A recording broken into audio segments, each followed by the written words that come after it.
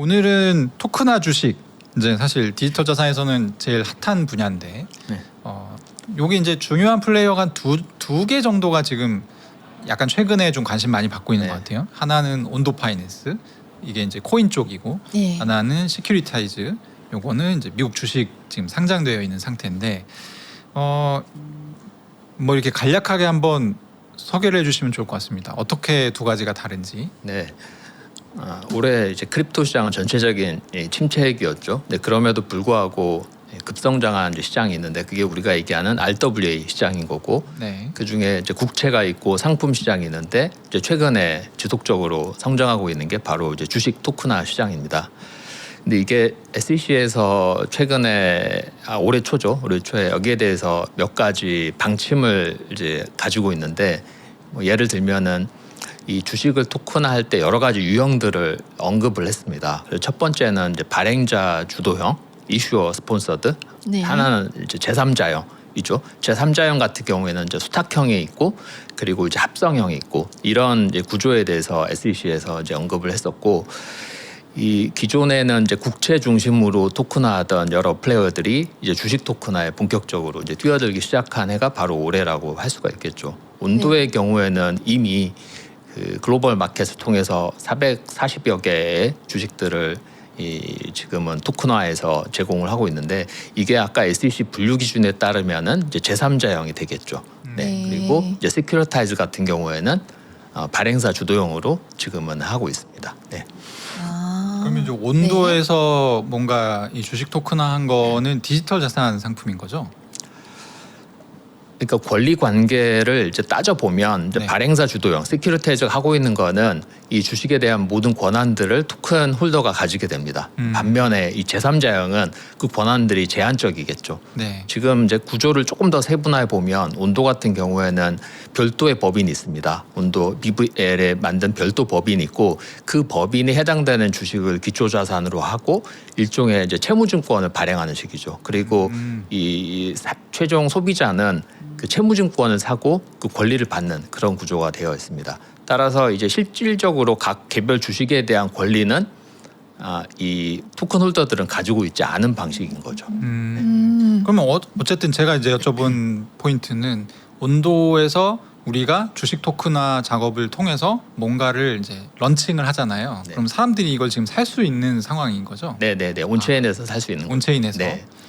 이게 좀 많이 팔리나 봐요. 현재 440여 개 이 주식의 전체 TVL 기준으로 네. 1억 불을 정확하게 10억 불을 돌파했죠. 근데 지금은 이제 주가가 조금 조정을 받았기 때문에 10억 불이 이제 되진 않을 것 같은데, 네. 10억 불을 돌파했다고 뭐 5월, 6월에 온도에서 어나운스한 적이 있죠. 네. 10억 불이면 한 1조 원 정도. 1.5조 되겠죠. 네. 와, 1.5조. 이게 네. 많다고 보기도 애매하고 적다고 보기도 애매한 약간 그 정도. 그러니까 전체 지금 RWA 시장으로 전체를 놓고 보면 네. 한 300억 불, 400억 불 정도 된다고 보거든요. 네.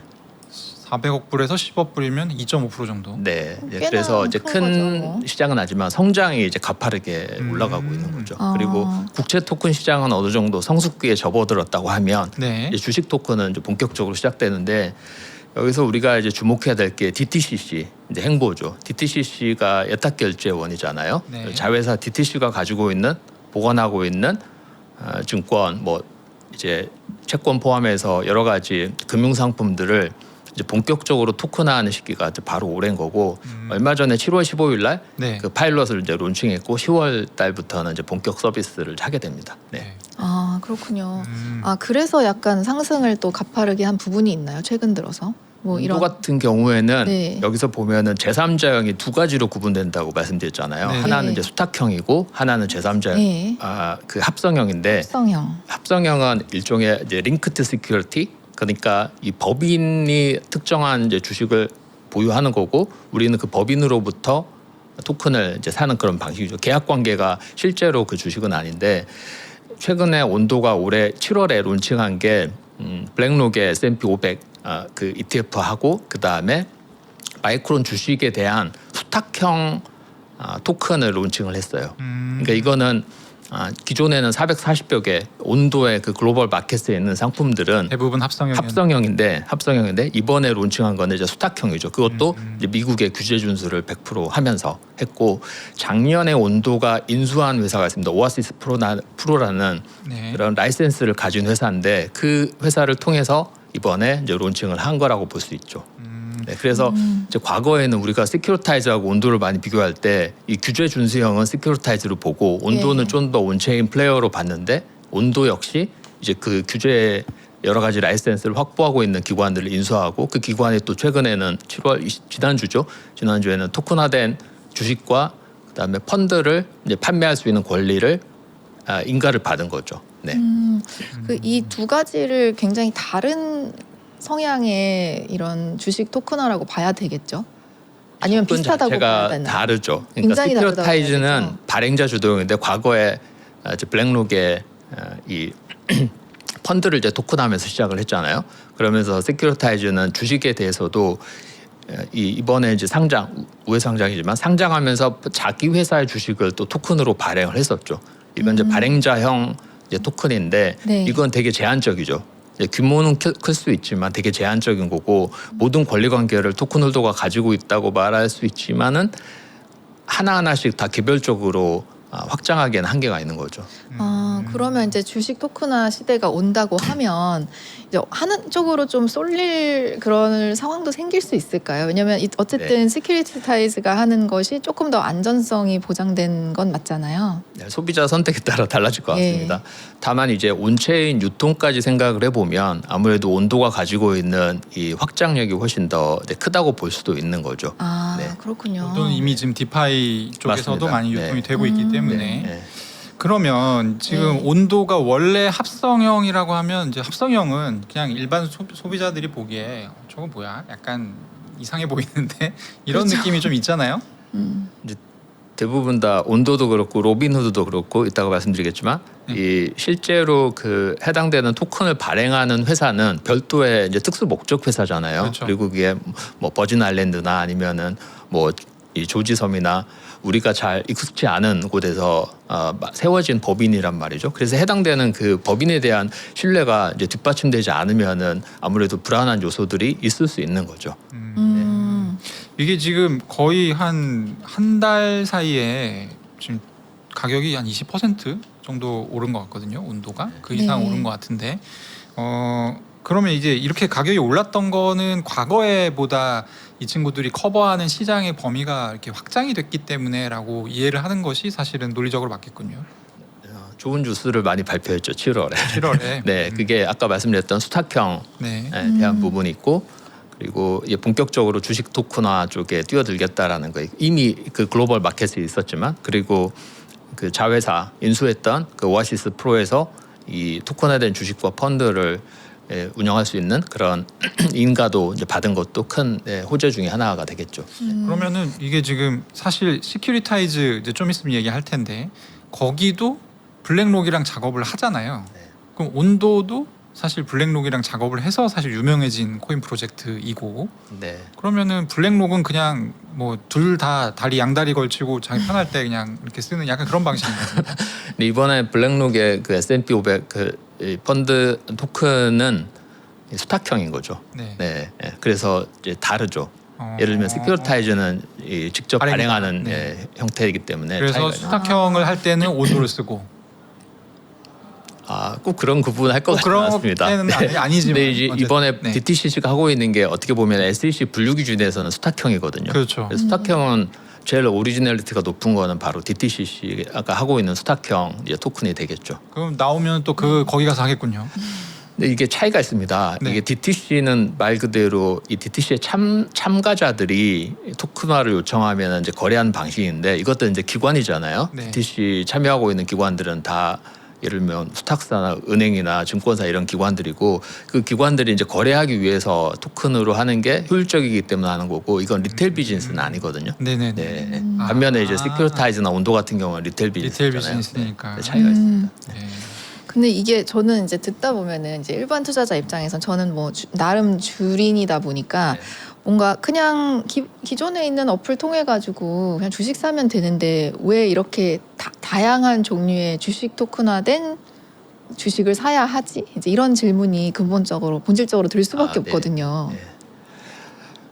우리나라 입장에서는 미국 주식 사는 게 이제 그리 어려운 일이 아니잖아요. 예. 근데 그게 제한적인 국가들도 있을 수 있고, 그 다음에 24시간 거래될 수 있다는 장점이 있는 거고, 그 다음에 이제 단순하게 주식을 보유한다 그걸 떠나서 이제 증거금으로 쓸 수 있거나, 그러니까 토큰화된 자산 같은 경우에는 또 여러 가지 플레이어 할 수 있는 것들이 이제 많습니다. 그래서 토큰화된 주식을 당연히 리테일 입장에서도 선호할 수밖에 없고, 기관은 당연한 거고 리테일 입장에서도 이제 선호할 수밖에 없는 거고요. 네, 접근성과 그리고 24시간 그리고 아까 말씀드렸던 대로 이제 증거금 형태로 쓸 수 있는. 저번에 이제 그 김민승 센터장님 출연 네. 오셔가지고 그 예전에 로빈후드 그 뭐였죠? 게임스탑 사건 때 네. 사태 때 매수 버튼 뽑았던 이유가 사실 알고 보니까 이제 증거금이 굉장히 눈덩이처럼 불어나가지고. 네. 근데 그쵸. 요게 만약에 갖고 있던 주식을 그냥 증거금화해서 맡길 수 맞습니다. 있었다면은 그렇게까지 비화되지 않아도 됐었을. 그러니까 유동성 문제가 아주 국소적으로 이제 발생을 해서 그렇게 된 네. 거다라는 설명 주셨는데 아마 그런 부분 때문에 기관들은 아 이거 상당히 유용할 거다 이렇게 생각하시는 것 같아요. 주식을 뭐 현금화해서 다시 또 증거금으로 하는 것보다 직접 토큰으로 토큰 주식으로 증거금을 하는 게 나으니까. 효율적이죠. 아, 그렇군요. 그게 되게 확실한 메리트가 되겠네요. 네. 다른 것보다도. 그러면은 뭐 시큐리타이즈도 잠깐 좀 설명을 해주시면 좋을 것 같은데 시큐리타이즈는 이제 발행사가 신청을 해가지고 하는. 근데 최근에 요게 약간 좀 재밌는 구도가 온도는 가격이 좀 많이 올라갔고요. 네, 시큐리타이즈는 이제 상장을 한 이후로 가격이 좀 많이 떨어졌습니다. 많이 떨어졌죠. 네, 이유가 있을까요, 특별한? 이게 이제 온도는 밸류에이션을 사실 토큰이기 때문에 얘기하기 되게 어려운데 네. 시큐리타이즈는 대략 올해 매출이 예상하면 한 1억 불 최대 1억 불 정도 예상을 하는데 지금 현재 주가가 지금 10불 언더로 떨어졌잖아요. 네. 이게 이렇게 더 업사이드가 있다고 생각하지만 비정상적으로 낮은 가격으로 말하기도 또 어렵습니다. 아 초기가 자체가 높았기 네, 때문에. 맞습니다. 네, 그렇게 볼 수 있는 거고 만약에 1억 불 이상 매출을 유지하고 또 돌파한다면은 업사이드가 클 수 있겠죠. 다만 시큐리타이즈가 이미 이제 규제 라이센스를 사실상 대부분 가지고 있고 네. 그리고 이미 이 주요 자산 운용사들하고 긴밀하게 협력을 하고 있기 때문에 앞으로 이제 성장할 가능성은 더 높다고 볼 수 있는 거죠. 그리고 이미 이제 국제 시장에서는 이제 메이저고 실제 전체 토큰화된 자산의 TVL로는 이 시큐리타이즈가 온도보다 더 높죠. 그렇죠. 네, 온도가 한 38억 불, 40억 불이 안 되고 시큐리타이즈가 아마 50억 불 가까이 될 걸로 추정이 됩니다. 네. 그러면 컨셉상 보면 이 시큐리타이즈 제가 이해하기로는 네. 어떻게 둘이 좀 많이 다른 것 같냐면 온도는 가령 온도가 사실 이 주식을 가지고 있는 회사하고는 큰 관련이 없잖아요. 여기는 그냥 바꿔주는 회사인 거고. 그래서 근데 온도가 상품을 직접 출시를 할 수가 있군요.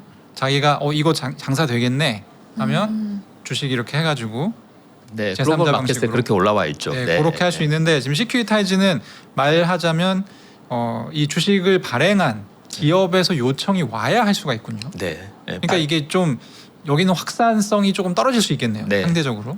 대신에 이제 발행 플랫폼으로서는 더 이제 압도적인 이제 신뢰 기반으로 이제 가고 있는 거죠. 근데 이제 최근에 아까도 말씀드렸지만 온도가 라이센스를 지속적으로 확보해 나감으로써 사실 시큐리타이즈하고 그런 격차는 이제 줄일 수가 있는 거죠. 그리고 합성형보다 네. 수탁형이 조금 더 안정적이라고 사람들이 이제 받아들일 수 있는 게 수탁형 같은 경우에는 미국에서 지정한 수탁기관에 예치를 해야 되거든요. 그렇죠. 네. 아, 그런 문제가 네. 그러면은 사실 이게 이제 시큐리타이즈가 잘 되기 위해서는 뭔가 이 기업들의 인식이 조금 적극적으로 바뀌는 그 과정이 필요하겠네요. 반드시. 기업들 입장에서 그러니까 네. 발행자 입장에서 이거를 온체인화 해야겠다 이 생각을 네. 해야 일거리가 그래서 생기잖아요. 이번에 보면은 시큐리타이즈는 이제 상장을 하면서 자사의 주식을 토큰화했잖아요. 그렇죠, 네. 그렇죠. 그게 이제 상징적인 것 같습니다. 아, 약간 솔선수범해서 이렇게 네. 하면 돼. 네, 우리 거에다가 맞습니다. 해라는 그런 의미였군요. 네. 어쨌든 토큰화 주식이 지금 굉장히 얘기 많이 나오고 있는데 네. 뭐 규제가 SEC도 가이드라인 아직 안 나온 상태고 아마 미국 시장이 그렇게 또 만만한 시장이 아니잖아요. 그래서 굉장히 규제 장벽이 많을 것 같아요. 여전히 많죠. 그런데 이미 이제 시큐리타이즈가 뭐 예를 들면은 뭐 브로커 딜러부터 시작해서 트랜스퍼 에이전트, ATS 등등등의 여러 가지 라이센스를 다 만족시키면서 비즈니스를 하고 있었고 이제 온도도 그걸 따라가고 있는 거잖아요. 네. 이미 이제 증권 관련된 규제를 다 100% 준수하면서 가고 있어요. 그래서 이거는 실제로 규제가 없어서 못한다가 아니라 이미 지금 정해져 있는 규제대로 가고 있다라고 볼 수 있을 것 같습니다. 아, 그리고 이제 네. DTCC도 올해 작년 말에 이 SEC로부터 그 피드백을 받았잖아요. 지금 하고 있는 이제 프로젝트, 이 증권 토큰화에 대한 프로젝트에 대해서 피드백을 받고 3년 동안 유예 기간을 갖고 진행을 하고 있습니다. 그래서 다 규제 준수형이라고 보일 수 있을 것 같습니다. 규제 문제는 크게 없다. 네, 없습니다. 그럼 특별한 장벽은 없는 것 같은데 그럼 만약에 클래리티 법안 만약에 정말 통과가 된다면 혹은 통과가 안 된다면 이 시장에는 어떤 영향이 좀 미쳐질까요? 사실 주식 토큰화 시장과 클래리티 법이 직접적인 관계는 그죠. 없을 것 같습니다. 다만 이제 이 디지털 자산 전체 생태계에 미치는 영향이 있기 때문에 서비스 차원에서 여러 가지 이제 상품들을 이제 할 수 있는 고객 접점에서의 변화는 있을 수 있을지 몰라도 시큐리타이즈나 온도가 하고 있는 비즈니스에는 뭐 직접적인 영향이 는 없을 걸로 예상이 됩니다. 있더라도 네, 제한적일 것 같다는 생각입니다. 그러니까 이게 불발되더라도 시큐리타이즈 주가가 내려가야 할 마땅한 이유는 네, 없으나 저는 네. 업사이드는 있지만 떨어지지는 않을 것 같습니다. 네, 네. 마땅한 이유는 없으나 네. 또 네. 인지상정의 느낌으로 또 약간 위축될 수는 있는 그렇죠. 그런 네. 상황이다. 네. 네. 알겠습니다. 그래도 다행이네요. 뭐 뭐 이렇게 좀 파급력이 그렇게까지 크진 않다고 하니까. 네. 예. 그 온도 같은 경우는 그러면 뭐 이거는 코인이기 때문에 마지막으로 온도에 대해서만 이게 이제 비판 중에 하나가 뭐냐면 온도 코인과 이들이 하는 비즈니스가 상관관계가 그렇게 높지 않다. 뭐 이런 비판도 있더라고요. 그게 이제 명확하게 보이지 않죠. 그 온도 토큰이 실제 지금 하고 있는 주식 토큰에 어떻게 사용되냐 그거는 또 연결고리가 네. 이게 눈에 선명하게 보이지 않잖아요. 네. 그래서 실제로 온도 토큰 가격에 미치는 영향으로 놓고 보면 사람들 기대 심리에 의해서 올라갈 수 있지만 그게 이제 직접적으로 토큰의 밸류에이션에 이 인과관계처럼 구조가 만들어지지는 않는다는 비판은 타당한 것 같습니다. 온도가 굉장히 열심히 일을 하고 있고 네. 최근에 이제 7월에 말씀하신 것처럼 좋은 뭐 보도 자료도 많이 나왔고 네. 하지만 이렇다고 해서 사업이 잘 된다고 해서 온도 토큰이 반드시 올라가야 될 이유는 또 없는 네. 약간 그런 상황이군요. 근데 뭐 왜 그렇게 그냥 두는 걸까요? 그냥 가끔씩 그런 게 있잖아요. 그러니까 회사와 그 회사는 너무 잘 되고 있고 생태계는 좋은데 뭐 코인 가격에는 반영이 안 되는 경우들을 저희가 많이 겪잖아요. 최근 들어서. 근데 그걸 왜 적극적으로 이더리움은 최근에 이제 좀 적극적으로 개입을 하는 것 같은데 왜 조금 더 적극적으로 해주지 않을까 그런 생각이 그것은 너무 잘 들거든요. 되고 있는 거죠. 네. 자기들 기준에서. 네, 자격이 아, 잘 되고 있는 거고 이미 너무 잘 오히려 되고 있어서. 뭐 예를 들면은 예. 이 제도권에서 잘 플레이를 하고 있는데 토큰 가격이 반영이 안 되는 게 뭐 예를 들면 체인링크 같은 경우가 그런 거죠. 네, 네. 온도는 오히려 반영이 너무 잘 되고 있는 거고. 오히려 잘 되고 있기 때문에 네. 온도 입장에선 그럼 가만히 있는 게 나을 수도 있겠네요. 이 기업가 입장에서는 또 어떤 게 있냐면 네. 그러니까 작년에 시장이 한참 좋을 때 이 코인 하고 있는 그러니까 코인이지만 탈중앙성이 좀 떨어지는 곳들이 하나같이 다 IPO를 준비를 했었어요. 네. 그러니까 온도 같은 경우도 만약에 이 토큰 팔았잖아요. 온도 토큰을. 네. 이미 이건 판 거고 IPO를 하면 주식을 한 번 더 팔 수 있잖아요. 네. 그러니까 약간 의도적으로 그 좀 느슨하게 가져가는 측면도 있습니다. 어쨌든 두 번을 하는 입장이기 때문에. 그렇죠. 그리고 이제 두 번을 만약에 하게 되면 반드시 코인이 죽습니다. 그거는 뭐 그냥 제가 볼 때는 시장에서 어느 정도 검증이 된 그러니까 기업인데 주식을 가지고 있는 기업이 코인을 발행한다. 네. 그러면 결국에 둘이 각축장을 막 벌이다가 코인이 죽더라고요. 잘 지켜봐야겠네요. 눈여겨봐야겠습니다, 여러분들. 하여튼 너무 좋은 온도- 팁인 것 같습니다. 온도는 관심들이 너무 많아서 제가 디테일하게 좀 여쭤봤고요. 예. 최근에 그 코인베이스가 2분기 실적 발표 이제 7월 30일에 있는데 시티은행이었나요? 거기서 그 목표가 하향을 했는데 거의 뭐 반토막을 맞아요. 쳤어요. 원래 450불이었던 걸 250불로. 물론 이제 그 의견은 매수 의견으로 유지를 하긴 했습니다만 어쨌든 맞죠. 이게 반을 땡겨서 사실 그날 하락도 많이 나왔고 이제 투자하시는 분들 입장에서는 상당히 좀 난감한 상황인데 이런 상황이 벌어지는 이유가 있나요? 코인베이스가 이제 어려움이 많죠. 네. 말 그대로 디지털 자산 전체 시장의 침체기인데다가 그 다음에 비트코인의 가격 변동성이 줄어들었잖아요. 미국의 웬만한 주식보다도 가격 변동성이 더 없으니까 그렇죠. 사실 비트코인이 스테이블 코인처럼 움직이고 있으니까 네, 이제 그런 상황에서는 이제 네. 수수료 비즈니스가 타격을 입을 수밖에 없죠. 네, 그런 거고. 거래소니까. 네, 그리고 다른 거래소들이 이제 수수료 이당하면서 더 올라오면 아무래도 이제 방어하는 입장에서도 원래 좀 수수료가 이익에- 높은 수준이잖아요. 네, 이익의 훼손이 갈 수밖에 없는 그런 구조적인 이유가 있고 하지만 이제 코인베이스는 이제 기관 쪽에 코인베이스 프라임이라고 하는 압도적으로 우위에 있는 이제 기관형 사실 익스체인지잖아요. 네. 네, 여기서 더 이제 비즈니스가 커나가기 위해서는 이제 전통 금융 시장으로 더 확장하려고 하죠. 근데 그게 아직 더딘 거죠. 네, 그래서 크립토에서 시작해서 전통 금융으로 지금은 진입을 시도하고 있는 게 바로 이제 코인베이스고 그 속도에 대해서 아직은 시장에서는 100% 이제 인정하고 있지 않은 거 아닌가 하는 생각이 들긴 합니다. 어제 말씀하시는 거 들어보니까 문득 드는 의문이 네. 이 월가의 기업들이 사실 기관용 뭐 거래소 지금 코인베이스 프라임 같은 네. 그런 거에 대한 노하우가 충분히 쌓여 있을 것 같고 사실 이제 거기서 다루는 물건만 비트코인을 다루고 있지 현재 그걸 안 다루고 있다 뿐이지 다루게 되면 또 코인베이스보다 훨씬 일을 잘할 수도 있을 것 같은데 이런 거는 좀 어떻게 보십니까? 그래서 이제 크게 경로가 지금 이제 디지털 자산이 예전에는 별도의 생태계로 이제 커 나갔다고 하면 지금은 전통 금융과 이 디지털 자산이 이제 융합되고 있는 추세잖아요. 그래서 네. 하이브리드 금융 형태로 이제 가고 있고 그러면은 이제 과거에 크립토 쪽에 집중했던 그런 기업들도 전통 금융으로 뛰어들려고 하고 있고 말씀하신 대로 전통 금융 중심으로 하고 있던 플레이어도 당연히 이제 크립토 상품들을 이제 가져오면서 또 고객 접점을 이제 늘리려고 하고 있죠. 그래서 통합형 그런 이제 슈퍼앱을 지향하는 사업자들이 이제 속속 나오고 있는 거죠. 네.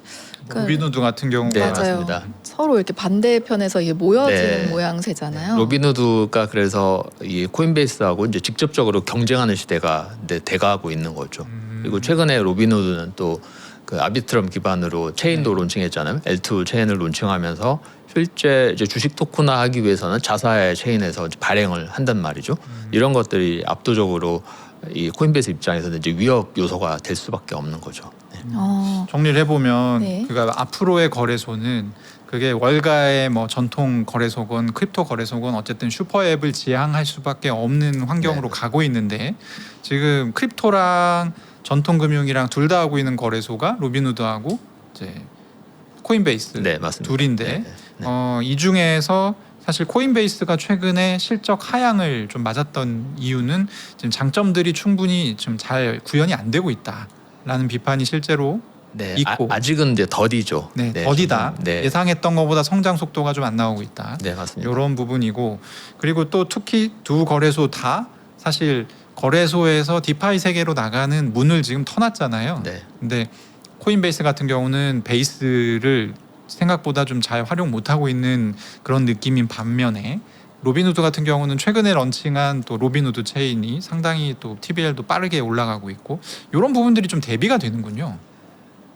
그 로빈후드 같은 경우에는 또 아이러니하게도 주식 토큰의 TVL이 올라간다기보다 밈으로 네. 네 사람들이 아, 주목을 새로- 끌었잖아요. 네, 새로운 네, 블록체인이네. 그런 것들이 사실 상당히 이제 마케팅적인 아이디어가 이제 돋보이는 거고 네. 코인베이스는 가지고 있는 자산은 많고 또 X402도 있잖아요. 네. 그런 반면에 그것들을 잘 오거나이즈하는 것들에 대해서는 아직은 조금 이 더디가고 있는 거 아닌가 하는 생각이 들긴 합니다. 그러면 이번에 실적 예. 발표 하향이 아예 뭐 터무니없는 건 아니네요. 아, 약간의 다만- 그런 불안감이 반영되긴 한 네, 거예요. 하는데 이제 매출 대비 이제 주가로 보면 네. 압도적으로 로빈후드보다는 저평가되어 있는 거는 맞죠. 현재 주식 아. 수준은 네, 그렇죠. 네. 그러니까 너무 신기한 게 이제 양극단에서 시작을 해서 이제 약간 융합이 되는 가운데로 다들 가고 있는데 근데 전략도 비슷한 듯 되게 다르잖아요. 양쪽이 어쩔 수 네, 없이. 맞습니다. 근데 그 와중에 한쪽은 약간 저평가되고 한쪽은 약간 칭찬을 받는 그런 지금 시장의 반응인 건가요? 이게 큰 것 같아요. 로빈후드는 크립토가 차지하는 비중이 낮아요. 그래서 최근에 이제 크립토 시장의 침체기에도 데미지를 그렇게 크게 입지는 않았어요. 음. 초반에는 이제 심리적으로는 오히려. 사람들이 불안감이나 여러 가지 시장 공포에 의해서 로빈후드도 주가가 이제 낮았는데 이제 한두 달 사이에 상당 부분 올라왔잖아요. 네. 그런 부분들이 이제 크립토 매출과는 관계없이 이제 시장이 큰 거고 또 예측 시장에 대해서 또 잘 됐잖아요. 네. 그렇게 된 반면에 코인베이스는 아직도 이 크립토에 대한 비중이 압도적으로 높죠. 네, 그러다 보니까 더 이 저평가 될 수밖에 없는 그런 구조적인 이유가 있는 것 같습니다. 반면에 이제 비트코인 가격이 만약에 상승궤도 올라간다라고 하면 또 사람들의 인식이 달라질 수도 있겠죠.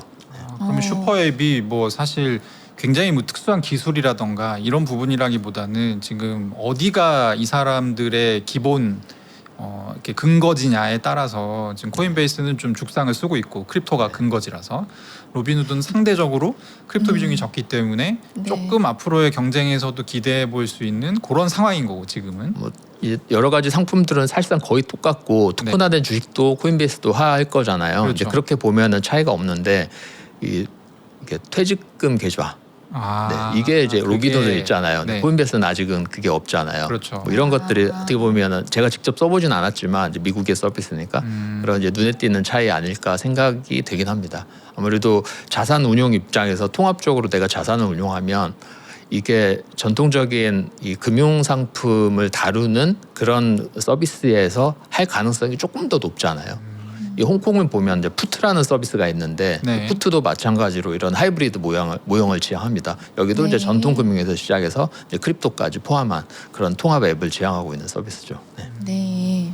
오늘 굉장히 재미있고 유익한 얘기. 맞습니다. 가격 얘기를 이렇게 스무스하게 한 맞습니다. 시간이 별로 없었던 것 같은데 예. 어쨌든 하반기에 주식 토큰화라고 하는 이 섹터가 훨씬 더 주목을 많이 받게 될 가능성이 높을 것 같은데 투자자들 입장에서 이런 거는 조금 한번 좀 생각해야 된다 이런 부분이 있으면 말씀해 이게 주시죠. 이제 권리 관계가 중요하죠. 내가 이 합성형 같은 경우에 제3자형 같은 경우에는 나의 그런 권리가 어디까지인지를 명확하게 인지를 하고 이제 투자를 하는 게 필요하겠죠. 아마 이제 온도 그리고 로빈후드 이제 그 외에 여러 가지 플레이어들이 있잖아요. 근데 예. 각각마다 다 이런 이 계약 관계는 다를 수가 있거든요. 그래서 그걸 주의 깊게 살펴보고 이제 투자 의사결정을 해야 되겠죠. 근데 네. 요 한 가지 여쭤보면 이게 그런 얘기도 있더라고요. 그러니까 여러 가지 분류가 되어 있는데 솔직히 그 플랫폼이 망하지 않으면 뭐 괜찮은 거 아니야? 이런 질문들도 있던데 어떻게 생각하시는지. 저는 이제 이렇게 볼 수 있는 거죠. 그 법인이 그러니까 나와 이 투자자와 계약 관계에 있는 법인은 네. 이를테면 이제 버진 아일랜드 법에 의해서 세워진 법인이잖아요. 그렇죠. 근데 그 법인에 대해서 부실이 일어날 경우에 또는 파산이 될 경우에 나는 내 권리를 어디까지 보장받을 수 있냐 이런 것들이 이제 중요하죠. 그래서 어떻게 보면 온도 같은 경우에는 온도는 이 기술을 제공하는 역할인 거고 실제로 그 토큰화된 주식을 발행하는 곳은 별도 법인인 거거든요. 그렇죠. 네. 그래서 온도는 망하지 않더라도 이 회사는 망할 수도 있는 거고요. 네. 그래서 권리 관계를 명확하게 좀 따져가면서 네, 투자하는 맞습니다. 게 네. 좋다. 네. 네, 오늘 알겠습니다. 굉장히 유용한 시간이었습니다. 저희 입장에서도. 유용한 시간이었습니다. 네. 감사합니다. 엑스크립톤 김종승 대표님 모시고 얘기 나눠봤습니다. 말씀 감사합니다. 감사합니다. 감사합니다.